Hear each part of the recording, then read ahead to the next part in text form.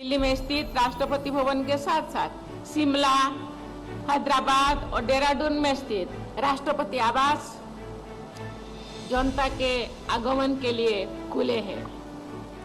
राष्ट्रपति भवन को मैं जनता का ही भवन जानती हूँ, ये राष्ट्र का भवन है। इस सोच के अनुसार राष्ट्रपति भवन को आम जनता से जोड़ने के लिए निरंतर कार्य किया जा रहा है। मेरा मानना है कि जैसे आयोजनों से विभिन्न क्षेत्रों में रहने वाले हमारे देशवासियों को एक दूसरे को समझने में मदद मिलती है, ये समझ हमारी सोच को विस्तृत बनाती है। साथ ही ऐसे आयोजनों से हमारी सांस्कृतिक धरोहर का सम्मान बढ़ता है। हमारे देशवासी, विशेषकर हमारी युवा, भारत की सभ्यता संस्कृति के बारे में और अधिक जान समझ सकेंगे। इसके लिए भारत सरकार अनेक कदम उठा रही है। इस दिशा में राष्ट्रपति भवन में भी अनेक प्रयास किए जा रहे हैं। नई दिल्ली में स्थित राष्ट्रपति भवन के साथ साथ शिमला, हैदराबाद और देहरादून में स्थित राष्ट्रपति आवास जनता के आगमन के लिए खुले हैं।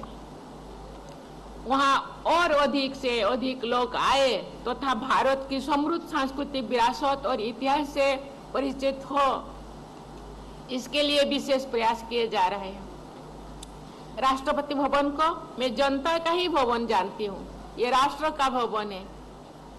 इस सोच के अनुसार राष्ट्रपति भवन को आम जनता से जोड़ने के लिए निरंतर कार्य किया जा रहा है।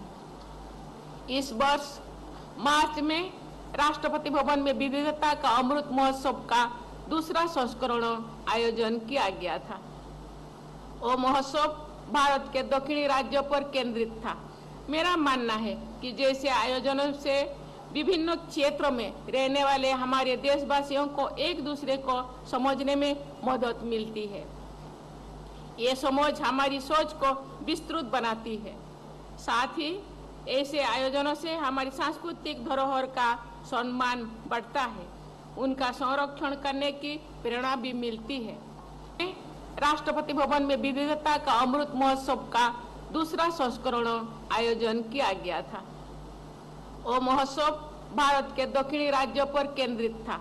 मेरा मानना है कि जैसे आयोजनों से विभिन्न क्षेत्रों में रहने वाले हमारे देशवासियों को एक दूसरे को समझने में मदद मिलती है, ये समझ हमारी सोच को विस्तृत बनाती है। साथ ही ऐसे आयोजनों से हमारी सांस्कृतिक धरोहर का सम्मान बढ़ता है, उनका संरक्षण करने की प्रेरणा भी मिलती है।